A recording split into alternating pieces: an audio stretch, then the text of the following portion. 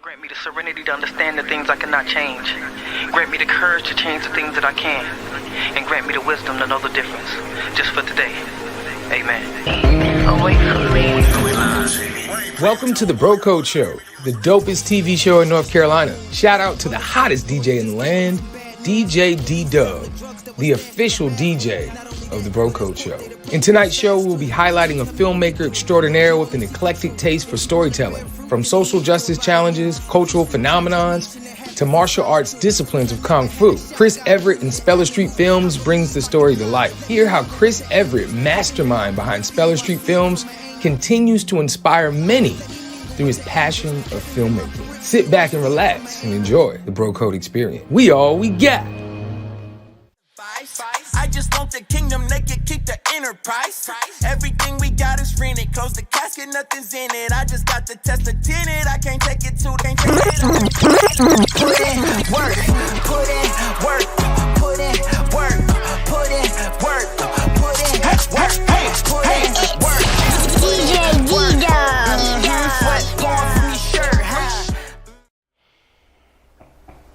What's up, good people? It's your boy, Bro Troy. Bro Smith. Bro Kurt. And we are the Bro Code. Now, for those who are watching, make sure to go to our Instagram page at Bro Code Show. Not now, fellas, but when? Right now. Hit on that subscribe, like, make sure you keep up with all of the courageous conversations we've had in the past, even virtually. That's right. And all of the great conversations that we'll have to come. Also, go to our Instagram, or excuse me, we already did that. Go to our YouTube page at Bro Code TV Productions. Make sure to hit the subscribe button and keep up with all of the courageous conversations. Fellas, what's happening, man? Oh, I got to do it. Another one. Go ahead, man. What you got? Now, I'm feeling good, man. It's been a long day, but feel good. Ready for the conversation. Yeah, indeed, man. This one's going to be a good one, man. Talking about a whole lot of stuff. And, you know, we're movie buffs, too. So we actually have a super producer tonight. Yeah, so that's pretty dope, man. What you got, Bro Kurt? I'm excited. Yeah. I mean, we go to movies. He make movies. He makes them. We get almost like an inside view tonight. Right. Indeed. With that being said, you know, we always ask a question amongst ourselves before we dig deeper into the conversation. And in most cases, that question is fitting based on the person that we're having on the show. So, you know, we talk about movies all the time, so we're going to twist this one a little bit. So what is one of your most memorable creative experiences? So it doesn't necessarily have to be movies, it could be art, it could be design, it could be whatever the case may be. What creative memory, you know, whether that was from childhood till now with a significant other, but what would you say would be a memorable creative moment in your life? I got one if you don't yet. What you got? I did a mission trip in 2019 in South Africa where we were going in to beautify a daycare or a structure that would be used as a daycare for a ministry there. And every day we got to interact with these kids. You know, it was about 30 kids packed in a room no bigger than where we're at right now. Yeah. And I painted some mountains and painted some alphabet and some numbers on the walls. And eventually they're like, "Hey, can you do anything else?" I was like, "Well, I could draw a little bit." And they're like, "All right, well, let's draw something on the wall." You know, have the kids paint it. And so I put a Mickey Mouse on the wall.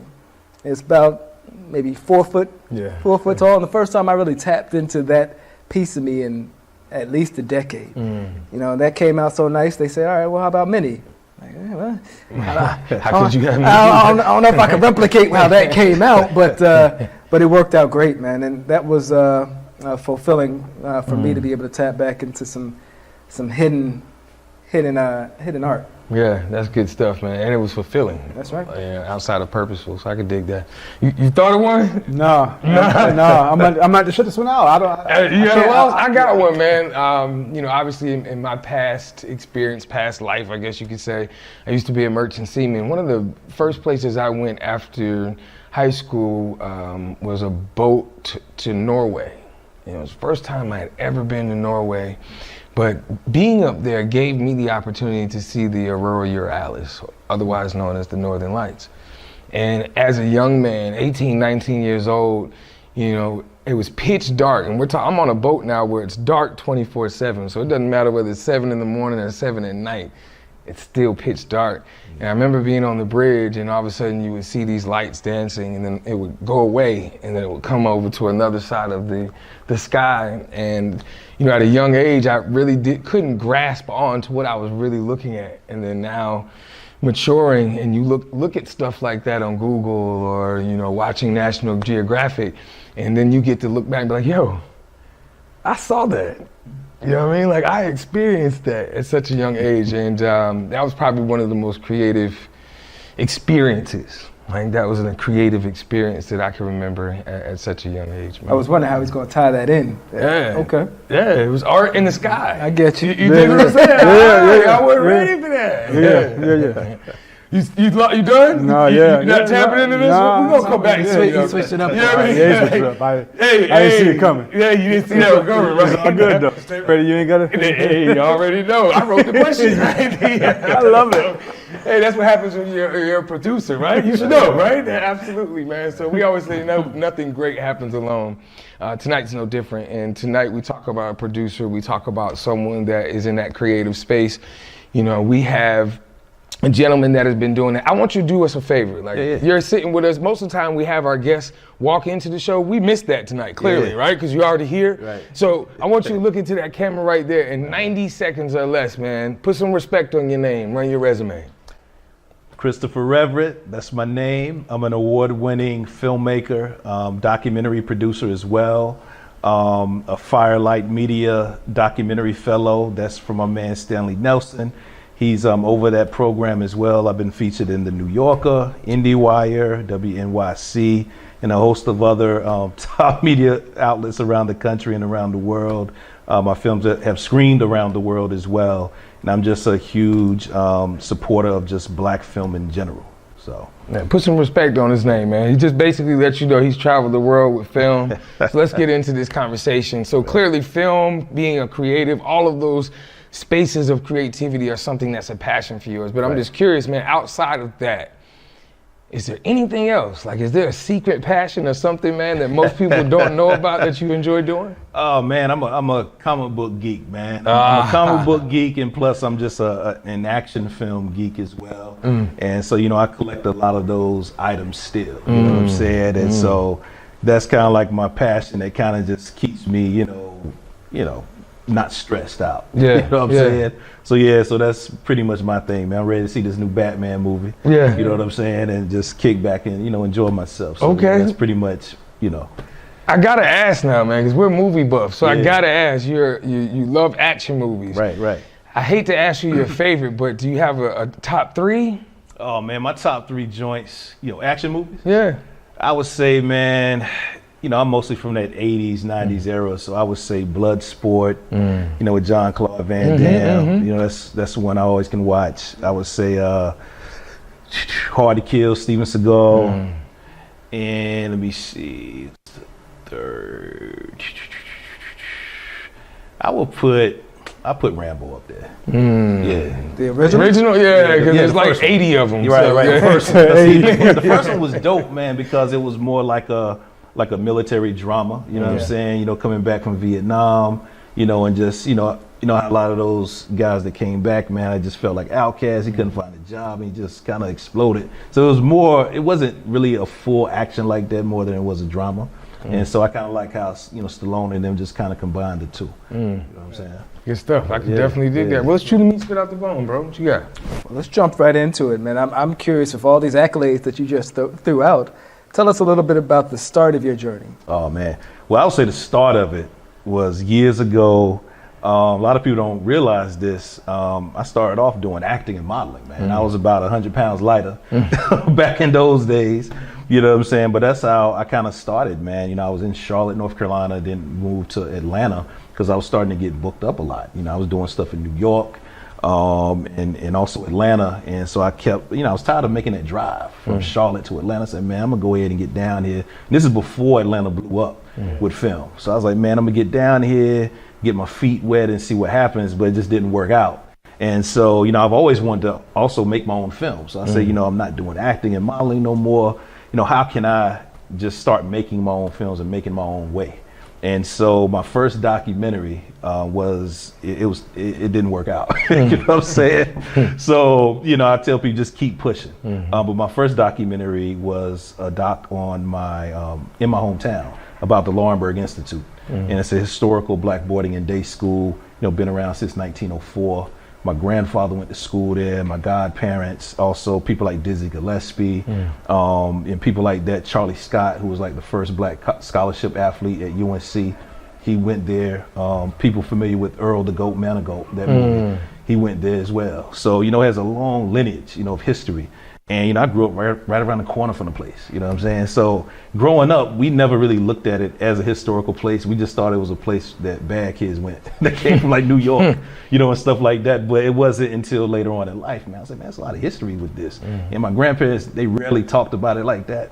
And so, you know, I said, man, I'm gonna do a doc on this school, man, and really try to use this as a way to help out the school as well and bring attention to my hometown. I didn't know what I was doing.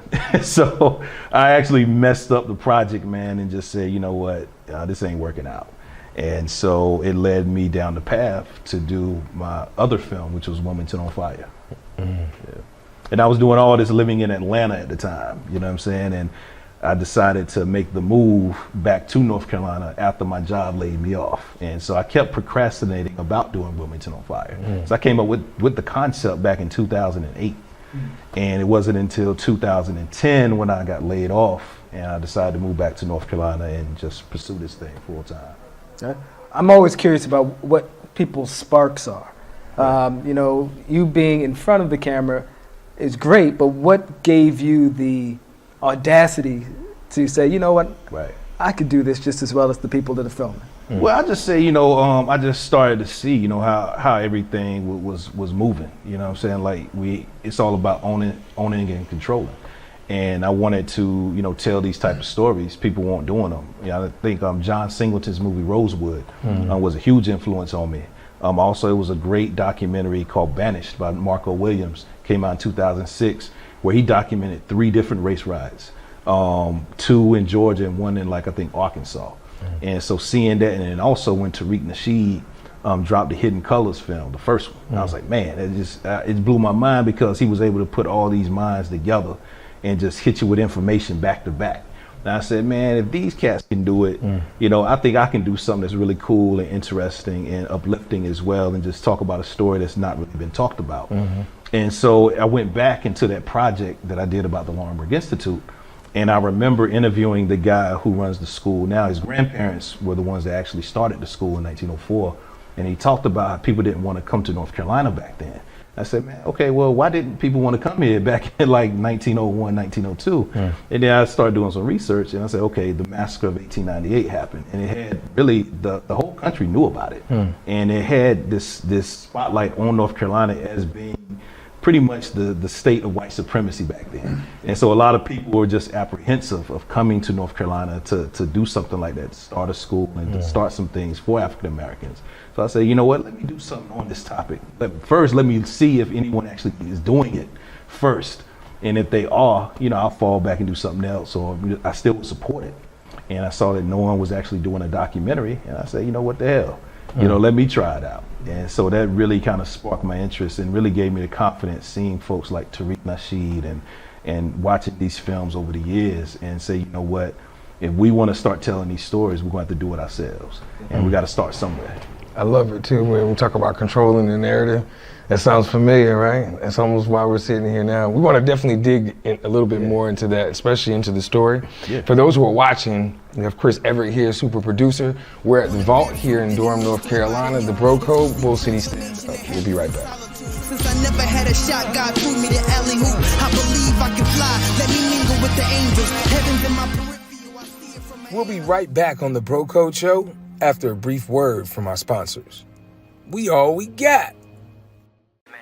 The Bro Code TV show was created to amplify the voices of others and share courageous stories of community leaders, organizations, and businesses that are doing great things. Every Wednesday night at 7 p.m., you can catch Bro Troy, Bro Kirk, and Bro Smith for another courageous conversation. You can find those conversations on our YouTube channel at Bro Code TV Productions, and also our audio podcast channels, which are on Spotify, Anchor, Apple Podcasts, and Google Podcasts at The Bro Code Show. Tap in to the Bro Code experience. We all we got. We always say that hope plus options equals success. When there's a lack of hope, oftentimes gravitate towards unfavorable decisions. When we can provide hope plus options, our children will ultimately be better.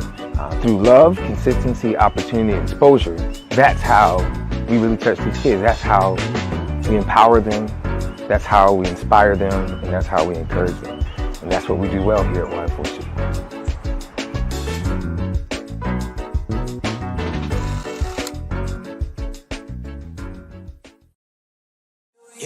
Tell him, let him use ya. He just beginning, baby, no, he ain't through yet.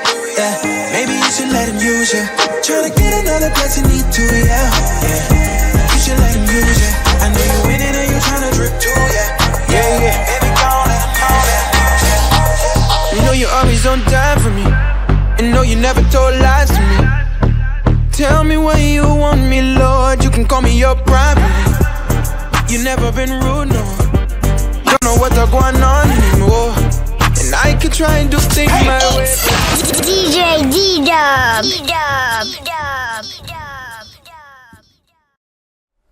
We're back on the Bro Code with Chris Everett. What you got, Bro Smith?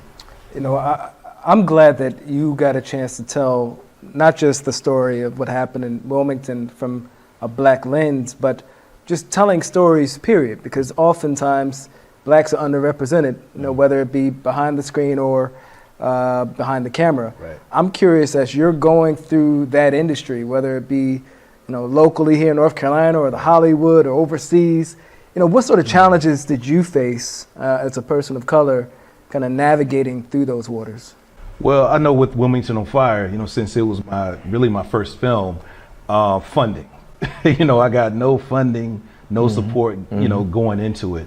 And so I kind of knew that, man. I know no one is going to, you know, give someone like myself some money to do something I haven't proven myself to do. And so I said, you know what, I'm going to take whatever dollars I got, and then also built a team around me of other people that were hungry as well that wanted to tell this story.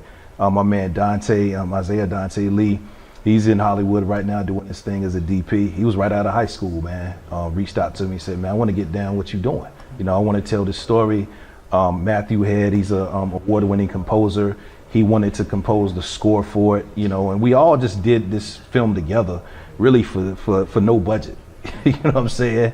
So I knew that I wasn't gonna get no funding, but I forgot that it takes post-production funds after you finish shooting everything.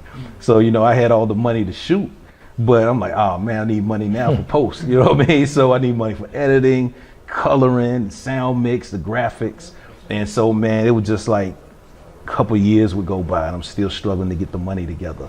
And, you know, just, you know, don't know what I'm doing. But I said, you know what, let me do what a lot of these hip hop guys do. You know what I'm saying? They keep promoting, they constantly promote about the album coming out and it never comes out. You know, they drop a single. I said, I'm gonna do the same thing. I'm gonna drop a clip or a new trailer and get on any and everybody's podcast, Blog Talk, you know, was big back then, whatever, and just promote. And it actually helped me out because I was able to build a following, an audience. I was telling you about Tariq Nasheed earlier. He actually reached out and he started rocking the Wilmington on Fire shirt on his podcast. So I was able to tap into the Hidden Colors audience, you know, as well, because we had Dr. Umar and a few other people that were in his films in Wilmington on Fire. And so that helped a lot. And then out the blue, man, I guess it was God, but David West, retired NBA player David West, he actually reached out and wanted to get a copy of the DVD. I'm like, man, it's not done yet, but when it's done, I'll let you know. He said, well, man, how much you need to get this thing made? You know what I'm saying? I told him the number. He said, well, I want to partner with you so we can get it done. You know, and that's how we actually got post-production finished. But, you know, when his business manager first reached out to him, I said, man, somebody playing, man. I know this dude in the NBA ain't worrying about what I'm doing here in North Carolina. You know, I know it's no way that this is real. And so I'm just going back and forth, you know, over a couple months. And he said, look, man, David's going to be in Charlotte. They playing, you know, the Charlotte team. We got you a ticket. Come up, man, and just chop it up with us. And I said, all right, bet. And so that was my first time going to an NBA game as well. So I'm nervous, man. I'm like, man, I can't mess this up. You know what I'm saying? And so, I go to the game, man. Me and his business manager, we chopping it up, watching the game. Then afterwards, he introduces me to David. And, David, man, he just is really into Black history and culture. He's from North Carolina. He's always heard about the story. He said, look, man, I like what you're doing. I want to help you get this thing done. And I want to partner with you on it to get it done. And that's how it happened, man. And then it's just the rest was just history. You know what I mean? So it just, I had to put in that work, man. It was just days that I didn't know when I was going to finish the film, but I never let people see me sweat. You know what I'm saying? I always made it seem like, hey, it's coming. We're just tweaking some things. So I said, let me do what I saw what French Montana and these other cats was doing, and I'm going to do the same thing. And so people would just anticipate it. And then we actually premiered it. It was November 2015, premiered at the Cucalores Festival. And it's a big festival in Wilmington. And we actually broke their attendance record. 600 people, my first ever screening. 600 people on the inside, 300 people on the outside that couldn't get in. People were scalping tickets. It was wild, man. It was in. People still talk about it to this day in Wilmington, even at the place where we had the screening at Thalian Hall. I think it's been their most attended event ever in its history. And that place has been around, man, since like 1800s. You know what I'm saying? So they still talk about that whole day of that event still to this day, man. And it's been on ever since. History has a way of repeating itself, with everything that transpired in the movie, which I encourage everybody, check that out, Amazon Prime, you can watch it. It details the story of an insurrection at the state level. And I'm curious, now that we've seen our own insurrection at the national level, what do you feel has been the impact, both within Wilmington, North Carolina, and perhaps the U.S. as a whole? Well, I think, the impact, really of the 1898 massacre, it really set the precedent of this whole movement of white supremacy. And also it set the precedent of if you don't punish folks for doing these type of things, it's going to keep lingering and lingering on. And that's what made the Wilmington, the massacre of 1898, so unique, because no one got punished for that. Nothing happened. The federal government just allowed it to happen. And then you start seeing things happen. The Jim Crow era comes into North Carolina. We know what that's about. And then you see all these things happening throughout the South as well. The same thing. And then even the Atlanta massacre of 1906, they actually mentioned in several newspaper articles that we're going to do the same thing they did in Wilmington, because they saw that the federal government wasn't going to do anything. And then you see January 6th happen. What has the federal government done? At all? Nothing. You know what I'm saying? So it just leaves that door open. It's funny, man, because I remember a few months prior to that happening, I was getting a lot of interviews and stuff. And I said, yo, man, I think something like this is going to happen. And it actually happened a couple months later, because I saw the environment. It was very similar to what happened in Wilmington. I saw the propaganda that was going on, the rhetoric, the language. It's the same type of strategy that they used back in 1898 as well. And then we saw January 6th, man. I'm at home, just doing some stuff. My wife calls me and said, yo, you watching TV? I'm like, nah, what's going on? And she was like, yo, these people are trying to overthrow the government. I was like, what? And so, I didn't say, I predicted it, but I just say, yo, something like this is probably going to happen soon, because you saw the talk that was going on, especially on social media. You know what I'm saying? You saw the tweets, the things that people were saying, and the rumors, and the same thing happened in Wilmington in 1898. The government knew this was about to go down, because people were saying, yo, there is something about to happen in Wilmington. They're shipping guns here. It's a lot of tension that's going on. You guys need to send federal troops here. And they just kept ignoring them. And I think a lot of times it went back to, they didn't want another civil war in their hands. And President McKinley, he was the president at the time, didn't want to do that and experience that no more, because the Civil War pretty much bankrupt this country really. And so they didn't really feel like it was necessary to do that again and spare Black people's lives. And so they just allowed any and everything to happen. Good stuff. What you got, bro? So you were mentioning a little bit, Chris, you shot this movie, Wilmington on Fire, and you got to a point where you had no money. Yeah, I didn't have no money at the start either. But so we're clear, right? Yeah. I mean, I guess we're in a place now where we hear people watching in the audience, we hear people who have this project or have something going on, and they quit. Yeah. What was it? Why didn't you quit? Because if you quit, if you don't start looking at different ways like you did, David West can't come along Exactly. and be that finishing Exactly. with you. So that partnership. But why didn't you quit? Just I gave it everything I had, man. Like you said, I lost my job, had to move back to Laurinburg, North Carolina, and move back into my grandparents' house where I grew up at. You know what I'm saying? So I'm like up here, man, like 28, 29. Leaving Atlanta, pretty much putting everything into this project, man. So I had nothing to lose. You know what I'm saying? I done put everything, gave everything to it. And so I said, hey, I ain't got nothing to lose, man. I might as well go all out. I wasn't married at the time. I had no kids. So I said, yo, I got to go all out with this. I done put everything I had in it. And I had already, even with, David coming on and we finished the film, I still didn't know what I was going to do, because I had actually signed up to go back to college, man. The film was done. I started taking classes again in the fall. I was like, I'm gonna premiere at this festival, but after that, it's probably, it ain't gonna do nothing. I'm just go back to school and maybe do another film. But the film kind of just blew up on its own, and I ended up just getting out of quitting. You know what I'm saying? Dropping out. I'd already went to college. I ain't trying to urge people to drop out of college. But the thing is, I had started skipping class because I was starting to book some screenings after that first film. And so I said, man, we packed this joint out, 600 people. I'm gonna rent the same venue. So, I got a friend of mine to spot me by the G to rent the venue. I said, look, you saw what we just did. Give me this money and I'm gonna, double it a little bit for you. And he said, all right, cool. And so we packed it out the second time, like $15, $20 a ticket.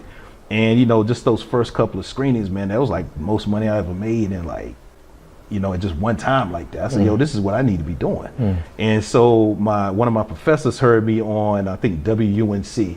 And I had skipped class that day because I had to do the interview and promote these screenings I'm doing.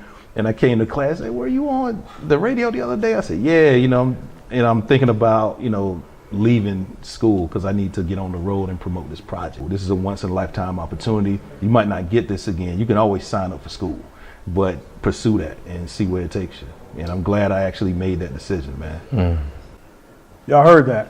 Yeah. Stick to it. Yeah. So let's talk about new projects and I guess Black people in films. Right. What are you working on that's new?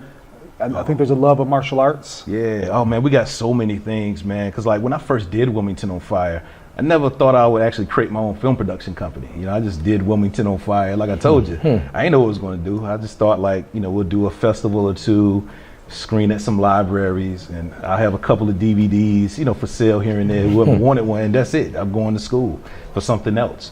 But it ended up opening up a whole lot of opportunities, forcing me to kind of start my own company and just keep developing some projects because, I'm starting to get some money in, some interest, some investors. And I said, let's keep going with this. And so that led to other films, actually producing some other films. One film is called Black Beach, White Beach.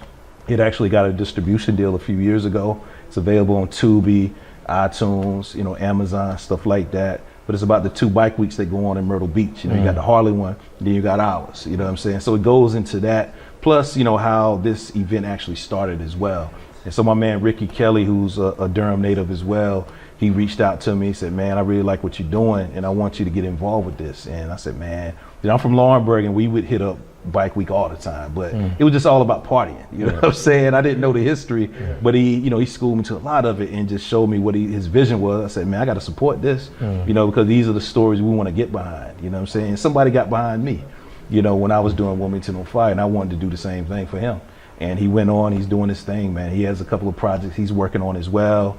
Also produced a narrative short, an Afro-futuristic film that's been on the festival circuit for a few years called The Black Baptism. And the young lady that directed that, Stephanie Diane Ford, she's the director. We produced that.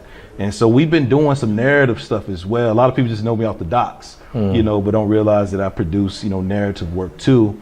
And then, we have Wilmington on Fire Chapter 2 that's coming up. Also Grandmaster, the Vic Moore story, which is a martial arts documentary about Grandmaster Vic Moore, one of the first Black Grand National champions in the United States. So. Let's talk more about that. Yeah. Wow. Tell us how'd you get into, because I'm thinking Wu-Tang right now. Yeah. Right? Right. I just remember so much how they sent it into martial arts. Right. Why was the Grandmaster and Vic's story, which a lot of it's going untold. Right. Everybody knows, because when we talked about it, I thought about Bruce Lee. Right.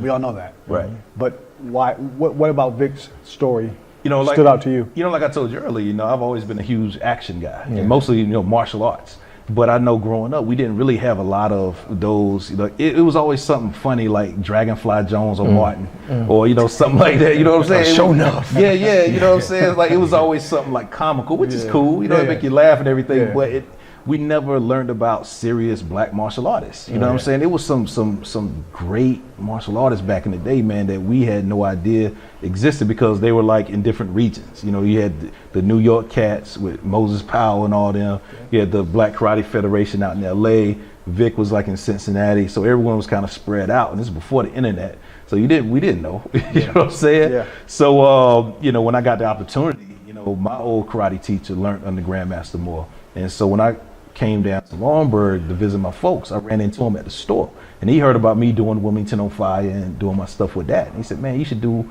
a film on my teacher." I said, "Well, who's your teacher?" He said, "His name's Grandmaster Vic Moore. Check him out. And if you're interested in doing something, don't let me know, and I'll connect you guys." And so I looked him up, man, saw that he actually did a speed competition with Bruce Lee. Chuck, he's fought Chuck Norris. He's done a lot of cool things, and he actually lived in Fayetteville and then lived in Lumberton, and now he's in Delco. You know what I'm saying? And also saw that he had trained a chimpanzee karate as well. I was like, wow, man, I never heard of this cat, man. He's right here, been in North Carolina since the 70s, And so I said, yeah, man, make the connection. And so we hit it off. I told him what I wanted to do about my background and how I wanted to tell his story. And he was all for it. And so we've been filming that, man, for about 3.5 years. And we should be done very, very soon with it.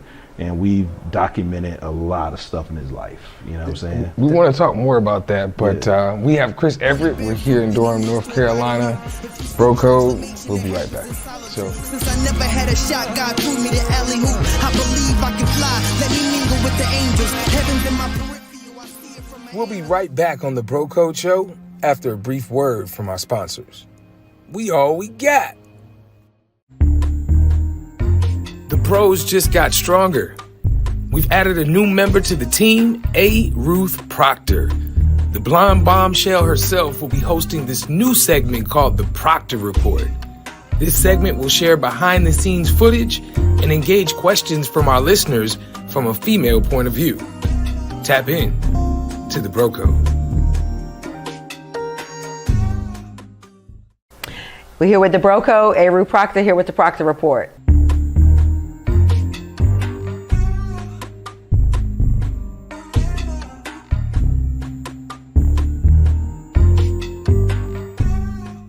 And I'm here with a super producer. Okay, Chris, how you doing today?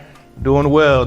How are you? Doing good. It's so good to have you here. Yeah. Definitely wanted to, I know you have the interview with the Bro Code, and we doing, some conversations about that. But talk to me about marriage. I know you guys just celebrated your 1-year anniversary. Yeah. How has that been?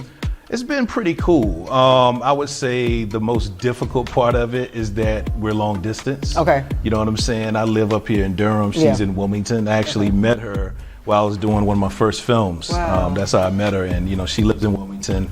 I live in Durham. But I guess the good thing about it is I can travel back and forth because my day job is all remote. So, I can be up there for weeks at a time. Right. She'll come up here for weeks at a time. Good. But it looks like we're going to have to, end that long distance. Right, Because she can't do it no more. But outside of that, it feels cool because it feels like we're still dating. Good. In a sense. So we kind of, use that to our advantage to keep this thing going. So It's been pretty cool. I've known her for about 10 years and decided to settle down Good. about a year and a half ago. That's dope. Yeah. And dating is very important when it comes to marriage. Right.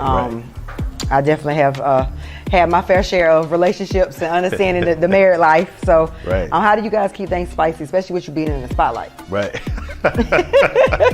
It's challenging at times. It's challenging, but we like I said, we always have date nights, at least once a week. Good. We do things like that. We take trips. Good. We do, she's heavily involved in my production company. Good. So, she does a lot of the PR stuff for me a lot of times and helps me out with that.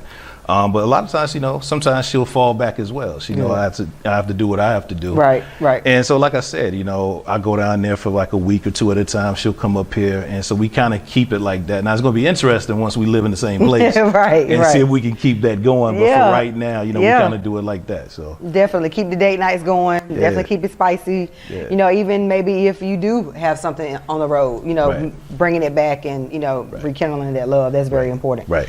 So how do you keep balance? How do you take care of Chris in the midst of the chaos and filming? How do you really keep that balance? Well, I learned the hard way. And I would say about 2 years ago, I had a crazy health scare. Okay. You know what I'm saying? I wasn't taking care of myself. Right. I was single at the time as well. Me and my current wife, we were broken up at the time. So I'm just out here wilding. You know what I'm saying? And just drinking heavy and, still doing my film stuff, but I wasn't taking care of myself and just stressing out. Right. And then ended up, I just started feeling weird. And, I wasn't going to the doctor like that.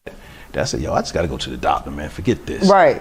And found out my blood sugar was like over 800. Wow. You know what I'm saying? And they sent me straight to the hospital. Right. I was there for a week, and my current wife right now, we weren't even dating then. She came up, stayed with me the whole week. And it was an eye-opening experience that, I need to take care of myself and really focus on getting myself right. And I need to marry this woman. You know what I'm saying? That's what I'm about to say. She had your back when she won't even your girl. Exactly. So and I was like, she's always had my back, even though, dope. we were going through our ups and downs. I said, you know what, this really opened my eyes. And a month later, I got the ring and proposed. And this is during COVID. COVID had just hit. So we were on lockdown and everything. Right. The barber shops were closed, so my hair was looking you crazy. Looking scruffy? Yeah, I was looking wild, man. And she still said yes. Yeah. So we did. Woman love you. Yeah. So we did. It was like a COVID, engagement. Okay. And so now I'm like, I got to balance it out. Yeah. You know what I'm saying? Even though sometimes work gets hectic, I still try to take walks. I'm trying to, I'm losing a little weight now. Working out. Right. And just try to find that balance. You can't always just work all the time. So I try to take days off and just find time to say, you know what. Today's over with. Let me sit down and watch Power or something. Right. And just hang out and just relax. So that's how I kind of do it. Yeah. That's good. That's good. Self-care is very important. Right. And you can work, but if you don't take care of yourself, take care of your temple. You working. You running in circles like a rat, like a rat on a wheel. Yep. So it's definitely important to take care of ourselves, especially in the Black community. We're talking heavily about self-care, mental health. Yeah. These last 5 to 10 years, it's been talked about more, and it's definitely refreshing to see men, especially Black men, taking hold of that, going to the doctor. For sure. Because Grandpa and Uncle Fred, they ain't go to the doctor. They ain't even want to talk about it, and they had a cigarette in their mouth. Yeah. So it's a great film as well by my man Michael Washington. He has a great documentary called Save the Dead Bod, and it's about that, about men taking care of themselves and going to the doctor, and what's the stigma behind that? Why don't we do that? Right. And so it explores those options, and definitely people need to check that out as well. Dope. Y'all check that out. This is Everett Proctor with the Proctor Report, and I'm here with Chris Wilmington on Fire.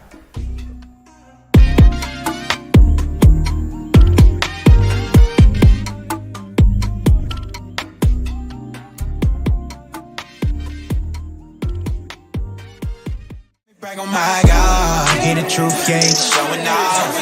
Yeah, I promise you never take a loss. If I'm a tell you, I gotta tell it all. Wait a second, let me brag on my God. Hear the truth, yeah, showing off.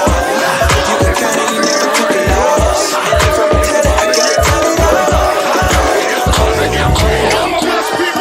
Report to the dance floor. Report to the dance floor. We're back on the Bro Code with Chris Everett, super producer. So we got Kung Fu, we've got the Black Bikers Weekend, we've got the Harley Weekend. What am I forgetting here? Wilmington on fire, but he said something about a chimp. Yeah. And then he used the word teaching the chimp Kung Fu in the same sentence. So we want to hear a little bit more about this chimp. Talk to about the chimp, man. Yeah, well, in my documentary, Grandmaster the Vic Moore story, we also document when he actually taught a chimpanzee karate. And he actually, taught this chimp not only karate, but how to cook breakfast, how to shoot pool, you know, how to make up the bed, all this stuff, man. And, you know, this is why he was living in Fayetteville, North Carolina at the time. Wow. And I know I talked to several people in the Fayetteville area. They remember, you know, how he used to have this chimp at his karate school and all that stuff, man. But he actually did it as a challenge. His wife challenged him, saying that, I bet you can't teach a chimp, you know, karate. Because he always would brag about how good of a teacher he was. He said, all right, watch me. And so he, you know, found out how he can actually do it, get a chimp. And so he did. He said it was a struggle at first, though. You know what I'm saying? Because, you know, them jokers are strong, man. And he really had to use like a lot of, you know, discipline and you know, his martial arts training to really get that chimp, you know, in line. But eventually, you know, he got her in line, and that was pretty much like his buddy, man. You see all these different pictures with them together. That was like his boy, you know, his buddy. Wow. And so he, you know, got the chimp, you know, to do karate. They would do shows together. They also got into the movies together as well. They'd done a couple of movies together. Now, you know, they probably, you know, they ain't the best movies, but you know what I'm saying? But he was trying to do some things really to show how good of a teacher he was. And he said, yo, if I can teach a chimp, anybody can learn how to do karate if you come to my school. And that's really what it was about, showing that, hey, didn't matter how big or small you were, how tall you were, how old you were. If you want to learn karate, I can teach you. And that's what his whole thing was about, man. If you want to learn, come to me and we'll show you how to do it. Yeah, forget Bruce Leroy. This guy sounds like the master. Right. Sure enough. Indeed. I love it, man. We talked about a lot, Chris, but there's a few things that just listening to your passion and just listening to you speak that really resonate for me. Kurt talked about a little bit of that resiliency. Yeah. Right? That never give up attitude, that fortitude to keep pushing, even in the midst of adversity. Right? It takes a special person. We say you built different, right? So I want to talk about, in that same lens, here we are in 2022, streaming has taken over. Right? It's huge. Not too many people have cable anymore. Right? They got Wi-Fi. 5G. Right? So from a film perspective, from a creative perspective, how are you keeping up with the trends? How are you still towing that line from someone who is a storyteller and loves to tell that story on film, but still be mindful of how we're getting content? Well, you know, you always got to adapt with the times. You know, even as an independent filmmaker, they have been distributors now since we've done a lot on the grassroots level and built audience. They have come, you know, and say, hey, you know, we want to do some business with you. You know, we're dealing with these streamers. You know, if the money's right, you know, I'm there. But it's still kind of weird because even though you have streaming and all this stuff going on, you know, some of the deals are still kind of whack. You know what I'm saying? And so a lot of times you can still do your own thing because you have aggregators now. You have like Indie Rights, Film Hub, where they can actually place you on Tubi, Amazon Prime, and all these things where you can cut out the middleman. And those cats is making money over there on Tubi, man. We're actually about to get Wilmington on Fire on there soon. But they're making some serious money over there on Tubi, man, especially those hood films. I've seen the numbers. Yeah, I've seen the time a film or two. Right. You film a Tubi? Yeah. And so, you know, Tubi, you know, it's really like, you know, ad based because, you know, you'll get those commercial breaks here and there. But, you know, the AVOD model is working, you know, and people are kind of, you know, watching Tubi heavily now. Because like you said, you know, people don't have cable no more, but Tubi kind of provides that somewhat where you can watch everything on there for free. You might just have to watch a couple commercials, but you know, it's very beneficial for an artist like myself because the payout is great. Now, certain other platforms are different. You know, Amazon, it's like they getting half. You know what I'm saying? How you sell, regardless. But a lot of times the average public doesn't know that. You know what I'm saying? They think it's because you film on Amazon or something like that you're getting a whole bunch of money. They don't really know how these deals work on the back part. That's why it's so important, man, to support, especially independent artists that are doing the type of things that you love doing, because we need the support, man. Just like y'all show, man. You know, you need the support when you out here stepping out on your own, doing it independently. That's right. So I love the streaming game right now. I love because, you know, I have these networks already established, and just hopefully just to continue to grow and grow, man. And just I love it. You know, I just love the freedom, the independence, where you can just do your thing. And I still like doing in-person screening events as well. You know, luckily COVID has kind of died down a little bit. Stuff is opening up. People are coming out to do things. So I always love the in-person stuff still, you know, but streaming is cool too, you know, and the money, you know, it looks all right. as long as the money right, we good, right? Cut the check. The thing is, you know, there's nothing wrong with that because you need money to continue these things. You know, I want to continue to grow, get bigger. Also, another great streamer is Quelle TV. Wilmington on Fire is on that. And Quelle TV is a black-owned streaming service. Okay. Lil Rel, he got involved with it last year, and he's been promoting it. And so we're one of the top streamed films on there. We've been one of the top streaming films on there for the past couple of years. And so definitely check out Quelle TV. It's a great platform. They're filmmaker first. And hopefully it can continue to grow. I really want to commend you guys for that, and we want to talk more about that offline. Absolutely. One of the things that you talked about, and you're absolutely right, here on the Bro Code Show, all about partnerships. You know, all about collaborations and making sure that the voice is amplified. But the beauty part about it is controlling the narrative. Right. Having the ability to make sure that you control the message and how it's pushed out. And I can really respect that, especially as an independent media team, that's really come together to amplify those voices and make sure that we are a voice for the unheard, if you may, and offering a platform to tell that story, because storytelling is big, and I believe we do that very well. So, hey, Chris, we asked a whole lot of questions. We appreciate you on this experience we call the Bro Code, right? But it's your turn, man. This segment is called Flip the Script. On Flip the Script, you get a chance now to ask us questions. Now, you could do it individually, or you could do it collectively. The mic is yours. All right, cool. Well, I guess, going back to Wilmington on Fire, the subject of reparations always comes up in the film. I guess for you guys' perspective, some people are against it, some people are for it. I guess, are you for reparations? And also, how would you want it? How would you want reparations for black folks? You know what I'm saying? Like, first, are you for it? And then what type of reparation? You want cash payments, free education? You know what I'm saying? I always want to ask people that. That's a great question. I want my 40 acres. But, and the mule, right? And the mule. Give me the mule, too. I joke, but yes, I do want it. I go back to the Chappelle Show episode where everybody got it. Go back and watch that one. That's a good one. But I want the land. The land that we were originally promised, and not just land in Timbuktu somewhere. I would want some percentage of land in an area where it's going to appreciate or has a very high likelihood of being good soil to grow and or appreciate, to where you can build more communities and or housing for all people, not just us, but I want what was promised originally. I think if we get the money, it saddens me to say this, I think because we don't have that community set up like other ethnic groups.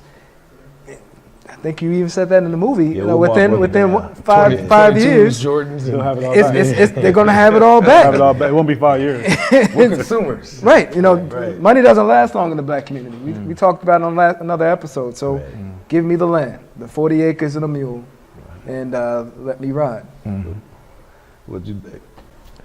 Oh, it's my turn. Oh yeah. Well, I can dig that. If nothing else. There's one thing that's not going to be made more of, and that's land, right? And looking at where we're at now, man, heck, if they would have ever even given us a glimpse of that, we'd be sitting pretty right now. Right? We'd be in a really good position right now. So I don't know if they would be able to do 40 for all of us. That's a lot of land. That is. That's a lot of land. But absolutely, that was what was originally so-called quote-unquote promise. So yeah, I'd have to go with the land too. Money is good, but land is something we could do a whole lot more with. So to answer your question, yes. I'm for it. I am. But I do think it has to be with a sense of intentionality, not just here. Here you go. Do what you want with it, because I don't believe as a culture that's ever fared us well. Gotcha. Man. Okay. Cool. Yeah, so that would be irresponsible. Right? Now, I'm gonna take land too, maybe on the metaverse. What's you're gonna take a beach hey, because I don't know where else we can get it from. I will say this: I didn't believe in it at one point, because I wasn't educated enough. In the last couple of years, I've done a lot of research on what happened day one to now, and it might be, I don't know if 40 is enough. Because if you give that much land, or you give somebody that kind of head start for all the resources, I'm really proud of us where we're at this point. Considering all things. It doesn't have to be land. But something. Something of equal value. I mean, land is probably number one. Sure. One other thing I'd add, what made Wilmington a special place at that time was, as soon as we became free, they were investing in the political process. I'd love to see more intentionality. Even now, some of the bills that we're waiting to be passed right now with the reforms and the blockages and all that, I'd love to see a larger representation of us, whether that has to be forced, meaning as soon as we turn 18, we're automatically registered. We have a bigger investment in our communities and polling places. I think through that's where we'll really see some of the change that we've been asking for. And in some cases, you got to kick people in the butt, to get them out there and be a part of the process. So land as well as representation within the halls of Congress, both at the state level and the national level. And if I can add to that, I would just add education. I'd take the ignorance out. Because even an ignorant fool with land is not going to last long. In most cases, you're going to sell it. So I would add an education piece almost as a stepping stone or a piece of the Rubik. It's a prerequisite, meaning that, hey, we're going to get this, and this. But there has to be a sense of education, a workshop, whatever. To kind of take the ignorance part away from it. I would also tie in community engagement. So you have to be engaged in the community somehow to earn it, however it looks. Because I think that lends to where we're at too. Cool. Do another question? Your world. We talking about movies, man. I guess, what's a movie that you would do? Like, if you had all the budget in the world, like, it could be a biopic on somebody or whatever, man. What movie would you guys do? Keep it as PG-13. I would take we talked about this, and I know we always talk about that HBCU pride, but actually the real time. So there was at one time, I can't remember the name of it, but the reality shows, they're big now, but in the beginning, I think it was College Hill. Right? But from the HBCU experience, but without the ratchet. Yeah. You gotta keep some of the ratchet. A little bit of the ratchet. ratchet would be the parties, like the HBCU experience parties. But I'll be honest with you, man.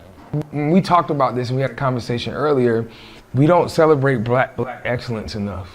And I think we talk about, from the mental health perspective, from a lack of father's perspective, those are always the stories that are told. But there are, and we know this because we've been a part of it, even the rich history here at Central, we're in Durham right now, Durham, North Carolina. We've seen this firsthand, but those stories aren't told.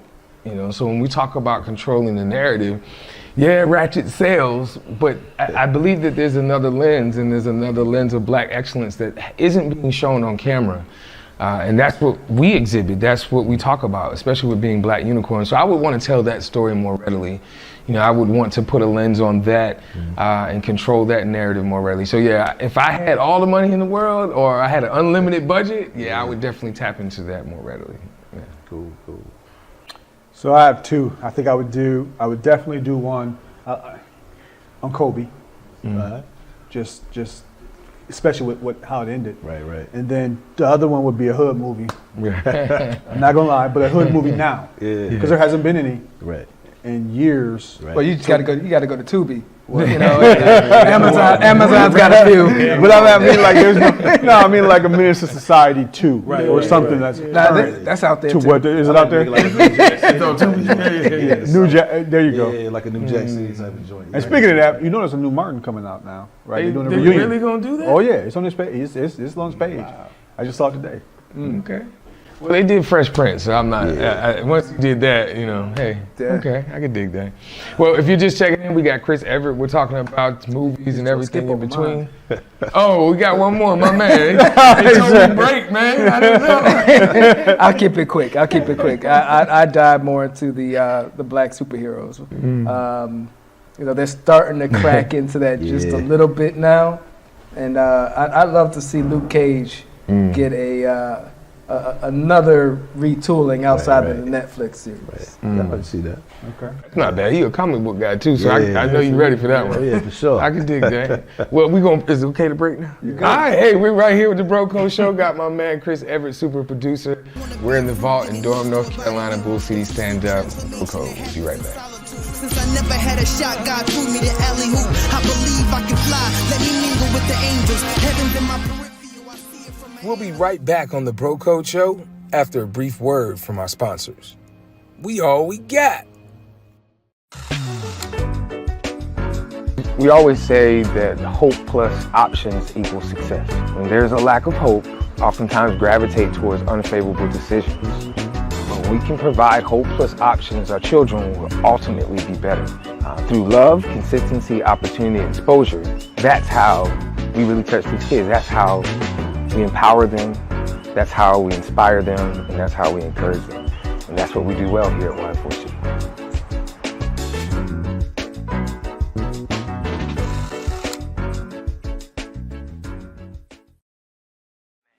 The Bro Code TV show was created to amplify the voices of others and share courageous stories of community leaders, organizations, and businesses that are doing great things. Every Wednesday night at 7 p.m., you can catch Bro Troy, Bro Kirk, and Bro Smith for another courageous conversation. You can find those conversations on our YouTube channel at Bro Code TV Productions, and also our audio podcast channels, which are on Spotify, Anchor, Apple Podcasts, and Google Podcasts at The Bro Code Show. Tap in to the Bro Code experience. We all we got. We're back on the Bro Code Show. Got my man Chris Everett, super producer. Now, Chris, we've talked about a whole lot, but we're going to lighten up the load just a little bit now. We've done some research, bro. Yeah, we saw some pictures that you shared online that kind of shared that feeling of who you are as a person. So now you've already shared these pictures with the world, so don't be scared now. But I picked two or three. We picked two or three. All right. And we just kind of want to get your raw first reaction, man. Who's in it? All right. What you were doing, all right, and why you thought it was important to share with the world. Let's start with this one. Oh yeah, this is that was a day of shooting Grandmaster Vic Moore. Yeah. And so these guys, they have a podcast, and they came all the way from Columbia, South Carolina. And so we documented that for the film. And that was actually also the first time me showing Grandmaster Moore the official poster for the film. Yeah. And what was his feedback? Yeah. Oh, he loved it. You see it, man. He was like, "Oh man, I like this." So I kind of unveiled it, and he signed it for me and stuff like that, man. So it was cool. So we were all gathered around, looking at it, and so that was kind of like everyone's first time as well, plus him. I'm seeing the actual official poster that we have for the documentary on him. Yeah, that's pretty awesome. Like I think about my grandfather lived to be 101, and I'll never forget. Even my grandmother, she was like, "Baby, I saw you on that book." Right now, she's talking about Facebook. Yeah. And it took me a minute. I was like, "The book? What am I reading?" Yeah. And I had to think about it. And the reason I bring that up because we look at that picture. He's an older gentleman. Right, clearly the digital world and all that is far removed from him. So I can only imagine his first impression seeing himself on a digitally printed. Because the poster is him. The main picture is him as a young man. Right. And then in the background within the dragon is him now. The older man within the dragon. Right. So he hasn't seen that younger version of himself in a while either. So that was I think he probably was in his late 20s then. Yeah. You know what I'm saying? And he was shocked that we actually could find the photo as well. So he really loves that poster. And so he signs them as well. When he does his seminars, and people keep asking for him and want an autograph from him as well with it. So I can imagine, man. I was thinking some of that, man. How about this picture here? Oh, that's my man, Abdullah. That's when we shot some stuff with him and his organization in the community in Wilmington, Sokoto House, and he's a huge influence, man, on me. A good friend, and I wanted to document what he's been doing in the community in Wilmington with Sokoto House that he started. that organization, and I just wanted to show that there are people in Wilmington that do some amazing work. What does he do at the house? Well, it's called Sakota House, and it's like a community hub. And so they have a community garden that they have on the outside, and that's what he was doing in that picture, just him and his guys working on the garden. Yeah. They do a lot of cultural events. They do a lot of mentorship in the community as well with a lot of youth.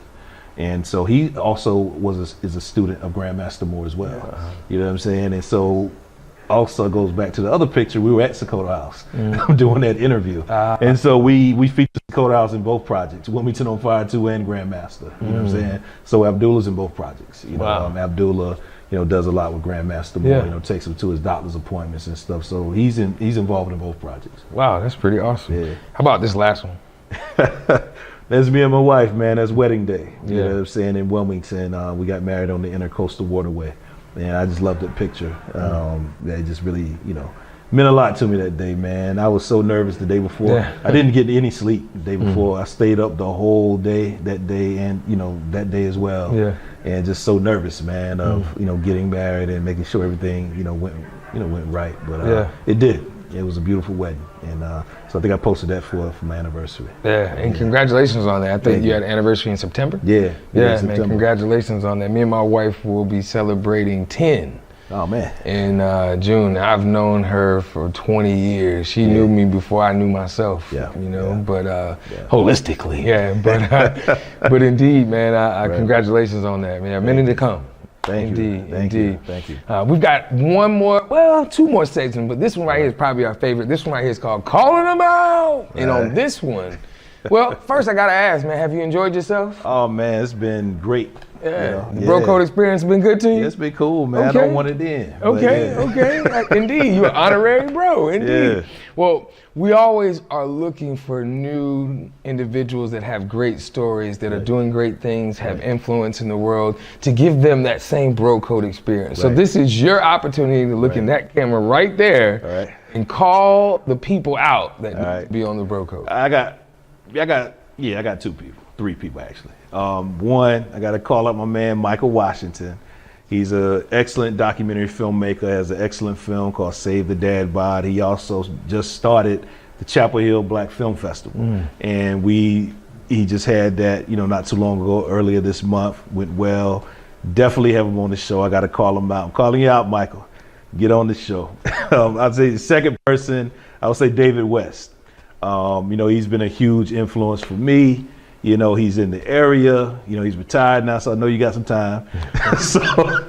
so definitely, man, come through on the Bro Code. The Bro Code show, man. Definitely come through, man, and holler at you guys, man. And I would say third person, I would say my man Kazi. He's a rapper here in Durham, Chapel Hill area. He's done a lot, for the arts community, and just the culture in general. And I want to call him out as well to come on the show.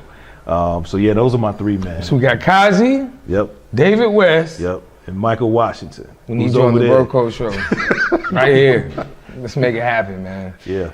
Indeed, man. So we've asked a lot of questions. We always want to make our guests feel special. So we asked you a question earlier before the show, and we were like, hey, man, what's a word that you use to describe yourself, or a word that you use to encourage yourself? Right. And this one resonates with all of us, I believe. Your word was perseverance. Yeah. I think we've heard this one before. Nah? No. That was last night? Determined. That's what, hey, Chris, that's when you know we ain't done too many podcasts in a row. They starting to weed together. Right. That's great, man. Hey, man, we done 4 of these in the last 3 days, or probably the last 7 days, Doc. So yesterday's word was perseverance, wasn't it? Yeah, determined. He was talking to the big homie over at Central, man, Dr. Heath. Shout out to him. Yeah. But what was it again? Determined. I can dig that one too. Yeah, right there. We got something for you though, nonetheless. What you got, bro? So on every episode, man, we get a $2 bill. We write "You Matter" on it. Put your name on the front. Put your word "determined" on the front, and we sign it for you. And we use that as a way. How many we gonna give out? This year? 2 million of them? Man, not enough, really, man, because the goal is 2 million. That's the goal. Okay. That's the goal. This year.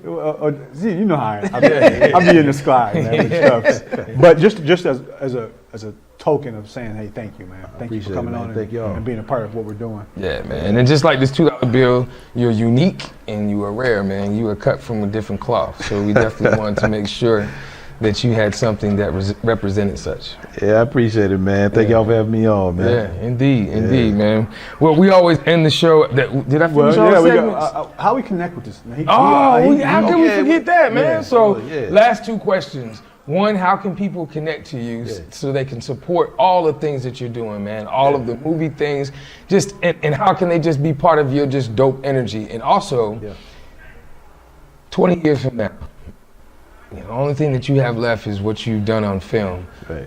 What do you want people to remember you by? Man, I just want people to remember me by just a person that that influenced our culture and our community for the better, through the power of film. Whether it was producing, directing, mentoring, you know what I'm saying? That's really what I want to be remembered by. I want to be up there where, we remember, Melvin Van Peebles and people like that, man. I want to be up there. I want my name in the rafters, with Spike Lee and all those guys, some of the legends. And hopefully, that can happen. Yeah. I got a lot of work to do, but, we'll get there. One film at a time. Yeah, one film at a time. And then, people can just catch me, man, WilmingtonOnFire.com, SpellerStreet.com. Hit me up on IG, Speller Street Chris, Speller Street Films, Wilmington on Fire, GM documentary for the Grandmaster Project. And then, we're doing this Black Kung Fu cinema thing as well. We're getting that rolling. So we're doing screenings throughout the Triangle, so go to Black Kung Fu Cinema as well on IG, and just stay up to date with everything we got going on. Well, I want you to know that the Bro Code supports you, everything that you do. We look forward to being in some of these screenings, really tapping into our Bruce Leroy, and taking it back to what was the glow? What was that? That was it. Yeah, that was it. Last Dragon. Yeah, let's take it out to those days, man. Yeah, I definitely appreciate it, man. I know that we've got a few of these. Oh, man, I didn't even remember this one, man. We got something that you brought on for us, man, and we appreciate it. We're going to get you to sign it. Oh, yeah, for sure. So we can put this, when we finally get our studio, the Bro Code studio. Yeah. I got to bring you a Grandmaster one as well. Oh, yeah, man. I love that one. That's what we saw on the picture segment, right? Yep. Yeah. So please go support this. Go check this out on all media platforms. Was it Tubi? Yeah, all that good stuff, man. He knew that too. He did know Tubi. Amazon, all that good stuff, man. Go check this out, man. And everything that this young man is doing, please support this dude. For real, man. Right. Confidence of the Bro Code. So thank you, man. We appreciate it, man. Thank y'all. We always end the show the same way, and tonight is no different. It's on a positive note. Right. So tonight's quote says, "Art is not what you see, but what you make others see." It's your boy, Bro Troy. Bro Smith. Bro Kirk. We are the Bro Code. Yeah, man, we definitely appreciate it, man. This is dope. I want to get you to sign this before we leave. So I can put this up in my office. So we're going to sign multiple copies. Well, multiple, yeah, everybody wants it, right? This dude already talking about taking it with him, man. Yeah. Selfish ass. I be spreading the message on the corner where the thugs be. And Rock said, be careful when the world start to love me. I've been getting recognition a lot, I'm starting to work. For tomorrow, dream promise today. Or could you walk on water if you don't stand on faith? It's like I'm going through circles, I'm in that same old place. I see you closing the curtains, but I got something to say. I got something to say. GTD, stand up. I mean, I just don't get it, as if they can't see you making the way. City lights, what up? He's preparing the way. City lights, what up? How could you live for tomorrow, dream promise today? The Bro Code TV show was created to amplify the voices of others and share courageous stories of community leaders, organizations, and businesses that are doing great things. Every Wednesday night at 7 p.m., you can catch Bro Troy, Bro Kirk, and Bro Smith for another courageous conversation. You can find those conversations on our YouTube channel at Bro Code TV Productions, and also our audio podcast channels, which are on Spotify, Anchor, Apple Podcasts, and Google Podcasts at The Bro Code Show. Tap in to the Bro Code experience. We all we got. The Bros just got stronger. We've added a new member to the team, Ruth Proctor. The blonde bombshell herself will be hosting this new segment called the Proctor Report. This segment will share behind-the-scenes footage and engage questions from our listeners from a female point of view. Tap in to the Bro Code. Stay tuned for a new segment on the Bro Code show called The Rehash. You'll learn more about the Bros personally, and what drives them as men and community leaders. The Rehash will be available on YouTube and all audio podcast platforms every Friday evening at 7 p.m. Eastern Standard Time. Tap in to the Bro Code.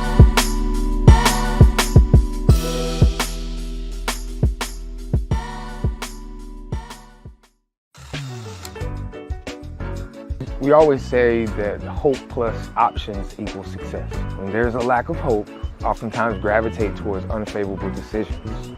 When we can provide hope plus options, our children will ultimately be better. Through love, consistency, opportunity, and exposure, that's how we really touch these kids. That's how we empower them, that's how we inspire them, and that's how we encourage them. And that's what we do well here at Y4C.